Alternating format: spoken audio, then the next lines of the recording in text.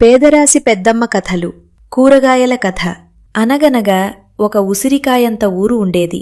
ఆ ఊర్లో ఒక మునక్కాయంత ముసలమ్మ ఉండేది. మునక్కాయంత ముసలమ్మ రోజు పనికి వెళ్తూ ఉండేది. ఒకరోజు పనికి వెళ్తుంటే మునక్కాయంత ముసలమ్మకి వంకాయంత వజ్రం దొరికింది. అయ్యో, వంకాయంత వజ్రం! ఆ వంకాయంత వజ్రాన్ని తీసుకుంటుంటే ఒక దొండకాయంత దొంగోడు చూశాడు.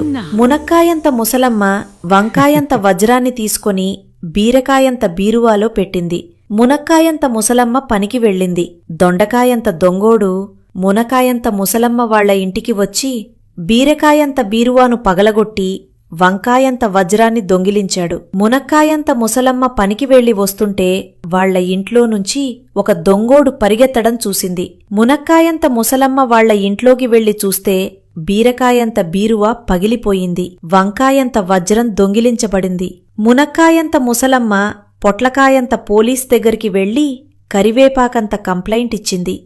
ఆ పొట్లకాయంత పోలీస్ లవంగల్లాంటి లాఠీని తీసుకుని కాకరకాయంత కానిస్టేబుల్తో జీడిపప్పంత జీపు వేసుకుని దొండకాయంత దొంగిని వెతకటానికి బయలుదేరారు. పొట్లకాయంత పోలీస్కి దొండకాయంత దొంగ దొరికాడు. ఆ దొండకాయంత దొంగోడుని లవంగల్లాంటి లాఠీతో కొట్టి జీడిపప్పంత జీపులో వేసుకుని పోలీస్ స్టేషన్కి తీసుకుని వెళ్లారు. దొండకాయంత దొంగోడిని జామకాయంత జైల్లో వేసి తాటికాయంత తాళం వేశారు. వంకాయంత వజ్రాన్ని పొట్లకాయంత పోలీస్ మునక్కాయంత ముసలమ్మకి ఇచ్చాడు. మునక్కాయంత ముసలమ్మ అరటికాయంత ఆనందంతో ఇంటికి వెళ్ళింది.